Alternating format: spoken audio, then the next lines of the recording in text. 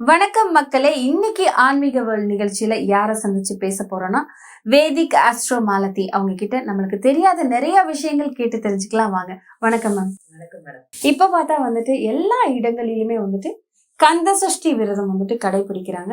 முருகன் வழிபாட்டு முறை ரொம்ப பெரிய அளவுல முன்னெல்லாம் வந்துட்டு இப்ப இருக்கிற மாதிரி வந்துட்டு யாருமே கந்த சஷ்டி விரதம் கடைபிடிக்கல. இவ்வளவு மக்கள் வந்துட்டு முருகா அப்படின்னு சொல்லிட்டு போகல. முருகனை தேடி இப்ப எல்லாருமே ஓட ஆரம்பிச்சிட்டோம். முருகன் இருக்கான், ஒரு பயம் வந்தா கூட இப்ப எல்லாருக்குமே ஒரு நம்பிக்கையை பார்த்தா வந்து முருகன் இருக்கான், எனக்கு எந்த பயமும் இல்லை அப்படிங்கிற மாதிரி முருகனை வந்து பெரிய அளவுல நம்ப ஆரம்பிச்சுட்டாங்க. சோ முருகப்பெருமான வழிபடுறது எப்படி வழிபடணும் அப்படின்னு நிறைய பேருக்கு தெரியல. முருகப்பெருமானை இப்படித்தான் வழிபடணும்னா எப்படி வழிபடணும்?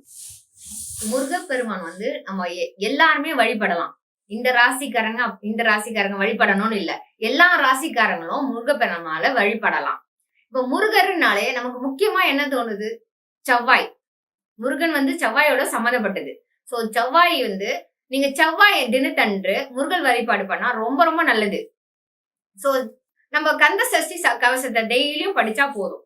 செவ்வாய்க்கிழமை அன்னைக்கு நம்ம முருகர் கோயிலுக்கு சென்று அவர் முருகரை வந்து வழிபட வேணும். நம்ம முருகருக்காக நம்ம நெய்வேத்தியம் வந்து நம்ம வீட்டுல சாதாரணமா நம்ம வீட்டுல என்ன பண்ணுவோம், அதை பண்ணாலே நம்ம ரொம்ப சிறதுதான். அதுக்கு வந்து ரொம்ப காஸ்ட்லியா செய்யணும், இதெல்லாம் வாங்கிலாம் செய்யணும் அப்படிலாம் கிடையாது. நீங்க பழம், வாழைப்பழம், எல்லா வகையான பழங்களும் வைக்கலாம் முருகருக்கு. ஆப்பிள், கொய்யாக்கா, நீங்க வந்து நம்மளால என்ன முடியுதோ திராட்சை, எல்லா பழமும் வச்சுட்டு நீங்க செவ்வாய்க்கிழமை அன்னைக்கு வழிபாடு நல்லா நம்ம சுத்தமா நம்ம வந்து குளிச்சுட்டு எல்லாம் வீடெல்லாம் கிளீன் பண்ணிட்டு செவ்வாய்க்கிழமை அன்னைக்கு வழிபாடு தொடர்ந்து பண்ணிக்கிட்டே வாங்க. இந்த செவ்வாய்க்கிழமை கொடுத்து அடுத்த செவ்வாய்க்கிழமும் தொடர்ந்து பண்ணிக்கிட்டே வந்தீங்கன்னா உங்களுக்கு கட்டாயம் வந்து உங்களுக்கு அதோட முருகன் வழிபாடான பெனிஃபிட் இருக்கும், கண்டிப்பா உங்களுக்கு கிடைக்கும். வாழ்க்கையில வந்து சில பேர் வந்து திடீர்னு மேல இருப்பாங்க, ரொம்ப ரிச்சா இருப்பாங்க, சடன்னா ஒரு டவுன் வந்துடும், திடீர்னு ஒரு சரிவு ஏற்படும். சரி, திடீர்னு ஒரு சரிவு ஏற்பட்டுரும். அதனால வந்து அப்படி திடீர்னு சேஞ்சஸ் நடக்கலாம், வாழ்க்கையில சேஞ்சஸ் நடக்கும். அப்படிப்பட்டவங்க முருகன் வழிபாடு பாத்தீங்களா, மீண்டும் நீங்க இழந்து போன சொத்து, நகை, பணம், ரிலேஷன்ஷிப், அதாவது ஒரு ஏதோ ஒரு தூரமா போயிருப்பாங்க, மகன் வந்து தூரமா போயிருப்பாங்க, கடல் தாண்டு போயிருப்பாங்க, அவங்க ரொம்ப நாள் ரொம்ப வருஷமா வராம இருக்கு. நிறைய பேரண்ட்ஸ் நீங்க பாத்திருக்கீங்க, அந்த வருத்தப்பட்டிருக்காங்க. எங்க பையன் வந்து படிச்சாம்பா, படிச்சுட்டு 10 வருஷம் ஆயிடுச்சு, வந்துதோ பாக்கல. நீங்க முருகன் வழிபாடு பண்ணுங்க, கண்டிப்பா வந்து அவர் வந்துட்டு உங்களை வந்து உங்க கூட இருக்கிறது நிறைய சான்ஸ் இருக்கு. ஓகே. சோ முருக வழிபாட்டுனால வந்துட்டு நம்ம விட்டு போனவங்க கூட திரும்பி வந்துருவாங்க. கண்டிப்பா நம்ம விட்டு போனவங்க திரும்பி நம்ம கூட வந்துருவாங்க.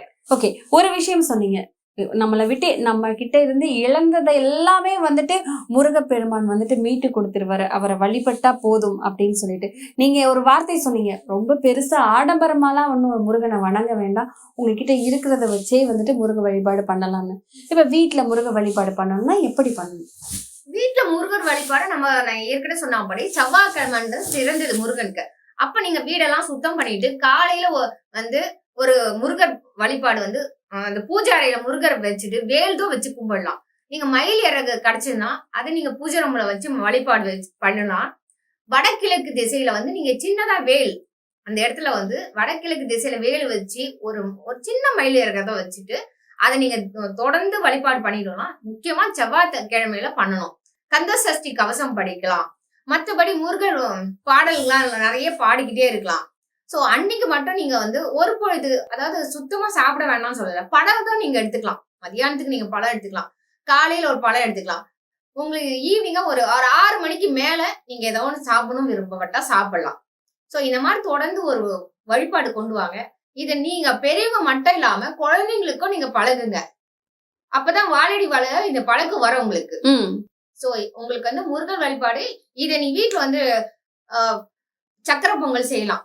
ஏன்னா பாலமுருகன்னால பால் பாயாசம், பாயாசம் அந்த மாதிரி எல்லாம் பாயச வகை, பால் வகையான பாயச வகையெல்லாம் பண்ணீங்கன்னா அந்த பாலமுருகருக்கு வந்து உகுந்தது சொல்லுவாங்க. சரி.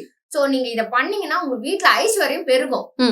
ஏன்னா பால், கற்கண்டு, சர்க்கரை, வெல்லம் இதெல்லாம் வந்து ஐஸ்வர்யத்தையும் நம்ம வந்து ஈர்க்கிறது. சோ முருகனுக்கு வந்துட்டு பால், சர்க்கரை, வெல்லம், பொரி இதெல்லாம், பொரி, வெல்லம் அதெல்லாம் சொன்னீங்களா, உடச்சக்கடலை எல்லாம் போட்டு ஒரு பொரி உண்டை அதெல்லாம் வச்சீங்கன்னா ரொம்ப வந்து உங்க முருகரை உண்மையா மனசார முருகரை பிரார்த்தனை பண்ணணும். நீங்க ஓகே பிரார்த்தனை பண்ணி நீங்க இருந்தீங்கன்னா கண்டிப்பா வந்து நீங்க முருகர் தொடர்ந்து வழிபாடு பண்ணிக்கிட்டே இருந்தீங்கன்னா நீங்க கண்டிப்பா வீடு டெஃபினட்டா வாங்குவீங்க. வீடு வாங்கிடுவாங்க, கண்டிப்பா வாங்க முடியும். சரி ஓகே சோரா வாங்குவீங்க. சரி ஓகே.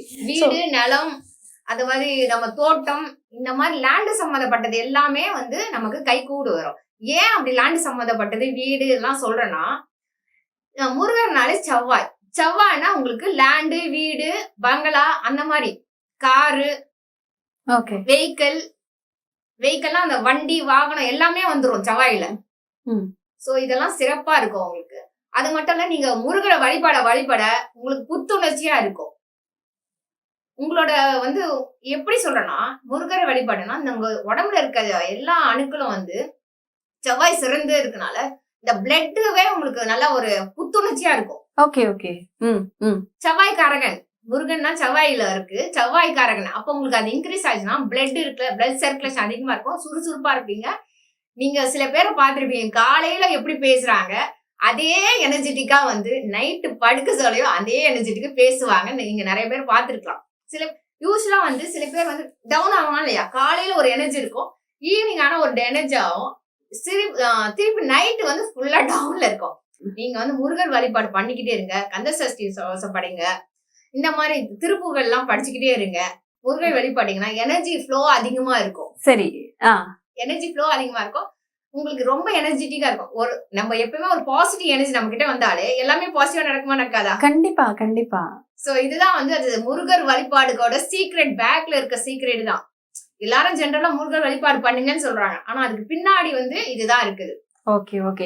ஸோ முருகர் வழிபாடு நீங்க சொன்னீங்க, முருகனை வழிபட்டாவே நம்ம ரொம்ப புத்துணர்ச்சியா இருப்போம், நம்மளோட எனர்ஜி குறையவே குறையாது, எப்போ பார்த்தாலும் வந்துட்டு காலையில எப்படி இருக்குமோ அதே போலயே வந்துட்டு ஈவினிங் வரைக்குமே இருப்போம் அப்படிங்கிற ஒரு விஷயம் சொன்னீங்க. சில பேர் வந்து முருகனை வந்துட்டு கடுமையா வழிபடுறாங்க, ஒரு பொழுது இருக்காங்க, ஃபுல் நேரம் சாப்பிட மாட்டாங்க. முருகனுக்கான விரதம் இந்த 7, அதாவது 6 நாட்கள் சஷ்டி விரதம் அப்படின்னு சொல்றாங்க, ஆனா அது 7 நாட்கள், அந்த 7 நாட்களுமே ரொம்ப கடுமையான விரதம் எல்லாம் இருக்கிறாங்க. சோ இந்த கடுமையான விரதம் இருக்கிறதுனால என்ன பலன் கிடைக்கும்? இல்ல என்ன கேட்டா, கடுமையான விரதம் ரொம்ப கடுமையா இருக்க வேண்டாம், பழம்லாம் சாப்பிட்டுக்கலாம், பழம் சாப்பிட்டுக்கலாம், ஒரு பால் குடிச்சுக்கலாம், வயிறு சுத்தமா காஞ்சி இருக்கணும் அப்படின்னு நான் வந்து யூஸ்வலா நான் சொல்ல மாட்டேன். கடவுளை வழிபாடு பண்ணுங்க, கடவுளை ப்ரே பண்ணுங்க. நம்ம கடவுள் வந்து முருகர் பகவான் வந்து எல்லாத்துலயுமே இருக்காரு, எல்லா இடத்துலயுமே இருக்காரு, பிரபஞ்சத்துல ஃபுல்லாவே இருக்காரு. அதனால கடவுளை வந்து வழிபாடுங்க, உங்களுக்கு பிரபஞ்ச சக்தி கண்டிப்பா உங்களுக்கு பாசிட்டிவ் தான் கொடுக்கும். அதனால நீங்க முருகர் வழிபாடு தொடர்ந்து பண்ணிக்கிட்டே வாங்க. யாருக்கெல்லாம் வந்து நல்ல பிசினஸ்ல வந்து அச்சீவ்மெண்ட் பண்ணணும், ஃபேமிலி மெம்பர்ஸோட சந்தோஷமா இருக்கணும், பசங்களுக்கு நல்லா வந்து நம்ம ஒரு நல்ல ஒரு ஃபியூச்சரை கொடுக்கணும், இல்ல ஒரு வெளிநாட்டுக்கு ஒரு பையனை வந்து படிக்க வைக்கணும், வெளிநாட்டுக்கு அனுப்பிச்சு படிக்க வைக்கணும்னா நீங்க முருகர் வழிபாடு பண்ணாதான் உங்களுக்கு அது பாசிட்டிவா நடக்கும். கண்டிப்பா சிறப்பு. சோ முருக வழிபாட்டுக்கு இவ்வளவு பவர் இருக்கு. சோ எல்லாருமே வந்துட்டு முருகனை தேடி வந்துட்டு சும்மா போகல, முருக வழிபாட்டுக்கு இவ்வளவு வலிமை இருக்கு, இவ்வளவு சக்தி இருக்கு அப்படிங்கறத ரொம்ப சிறப்பா சொல்லியிருக்கீங்க. நோய் நொடி வராம இருக்கும் மேடம், முருகர் வழிபாடு பண்ணிக்கிட்டு இருந்தா என்ன நோய் நொடியும் வராம இருக்கும். சிறப்பு. ஒரு முக்கியமா வந்து பிளட் சார்ந்த பிரச்சனைகளை வராது. ஓகே. முருகர் வந்து செவ்வாய்க்காரகனால உங்களுக்கு பிளட் சார்ந்த பிரச்சனைகள் வராது, ஹை பிபி இதெல்லாம் ரெடியூஸ் ஆகும். ஹை பிபினா blood pressure, high blood pressure அதெல்லாம் உங்களுக்கு அப்படியே காம் டவுன் ஆகும், நியூட்ரல் ஆயிடும். கண்டிப்பா. கும்பராசிக்காரர்கள் எந்த முருகனை வழிபடணும் சொல்லுங்க. கும்பராசிக்காரர்கள் வந்து அதோட அதிபதி பார்த்தா சனிதான் அதிபதி. அவங்க வந்து லைஃப்ல வந்து கொஞ்சம் நிதானமா ஒரு முடிவு எடுப்பாங்க. கும்பனாலே உங்களுக்கு இந்த கோவில் கலசம் இருக்குல்ல, அதுதான் உங்களுக்கு சிம்பிள்.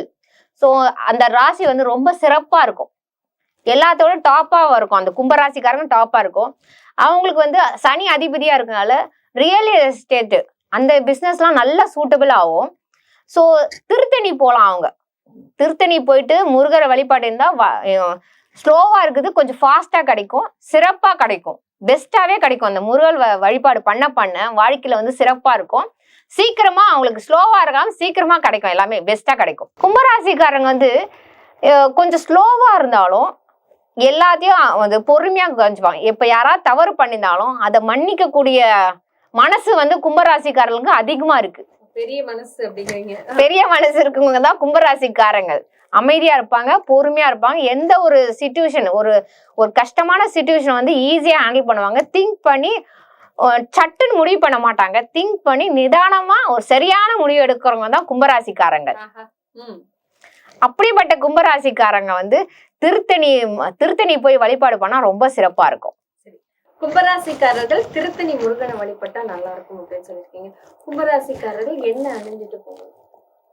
கும்பராசிக்காரர் மருதமலை கோவிலும் போலாம், திருத்தணியும் போலாம், மருதமலையும் போலாம், கோயிலுக்கும் போலாம், தாராளமா போலாம். அவங்க வந்து கற்கள் பார்த்தா நீல கற்களை வந்து கும்பராசிக்காரர்கள் மட்டும் திருத்தணியும் போலாம், மருதமலையும் போலாம். எந்த ராசிக்காரர்களுக்கும் அப்படி வரல. இவங்க இந்த ராசிக்கு மட்டும் எப்படி? நான் ஏற்கனவே சொன்ன மாதிரி கும்பம் வந்து சிறப்பு. ஒரு கலசம் சொன்னல, அதோட சிம்பிள வந்து உங்களுக்கு கலசம். அதனால கும்பராசிக்காரங்க 2 கோவிலுக்கும் தாராளமா போலாம், சிறப்பா இருக்கும் அவங்களுக்கு. நிறைய பேர் சொல்லுவாங்க கும்பராசிக்காரர்கள் பாக்குறதுக்கே வந்துட்டு ஒரு தேஜஸா இருப்பாங்க. ஒரு 100 பேர் இருந்தாலும் அவங்க தனியா தெரிவாங்க. எல்லாரோட பார்வையும் கும்பராசிக்காரர்கள் மேலதான் போகும் அப்படின்னு சொல்லுவாங்க. இப்ப கும்பராசிக்காரர்கள் திருத்தணி முருகனையோ மருதமலை முருகனையோ வழிபட்டா அவங்களுக்கு என்னென்ன விஷயங்கள்ல நன்மைகள்? அவங்களுக்கு வந்து திருத்தணியும் மருதமலையோ கும்பராசி போனா எல்லாமே பாசிட்டிவா தான் இருப்போம். ஃபர்ஸ்ட் கும்பராசினாலே பாசிட்டிவ் தான். ஏன்னா அது ஒரு கலசம் சொல்றோம்ல, அது சிம்பிளா பாருங்க, கலசம். உங்களுக்கு எல்லாமே அச்சீவ்மெண்ட் எல்லாமே பாசிட்டிவா இருக்கும். எல்லாமே டாப்ல தான் இருப்பாங்க. மோஸ்ட்லி வந்து ஒரு அதிகாரத்துல தான் இருப்பாங்க கும்பராசிக்காரங்க. எல்லா ஃபீல்ட்லயும் அதிகாரம். ஜிஎம்மா இருப்பாங்க, மேனேஜரா இருப்பாங்க, சேல்ஸ் ஆபீஸ் ஹெட் ஆபீஸா இருப்பாங்க, சிஓவா இருப்பாங்க, சிஓ எக்ஸிக்யூட்டிவா இருப்பாங்க. இந்த மாதிரி லைனா சொல்லிக்கிட்டே வரலாம். எல்லா ஆபீசர்ஸும் வந்து கும்பராசிக்கு நிறைய பேர் இருப்பாங்க. ஏன் அந்த டாப் பொசிஷன் கொடுக்குறாங்கன்னா, டாப் பொசிஷன்ல இருக்கவங்க எல்லாத்தையும் வந்து நிதானமா பார்த்து முடிவு எடுக்கிற இடம். டக்குன்னு பார்த்து முடிவு எடுத்தா ஆபீஸ்ல வந்து சரியா இருக்கா. சோ பார்த்து நிதானமா முடிவு எடுக்கிற இடத்துனால அந்த கும்பராசிக்காரங்க தான் டாப்ல இருப்பாங்க. கும்பராசிக்காரர்கள் திருத்தணி முருகனையும் மருதமலை முருகனையும் வணங்கினா போதும், அவங்களுக்கு எல்லா வகையான ஐஸ்வர்யமும் எல்லா வகையான நன்மைகளும் நடக்கும் அப்படிங்கறத சொல்லியிருக்கீங்க. சோ தொடர்ந்து மக்களுக்கு நிறைய விஷயங்கள் எடுத்து சொல்லிட்டே இருக்கலாம். நன்றி. நன்றி மேடம்.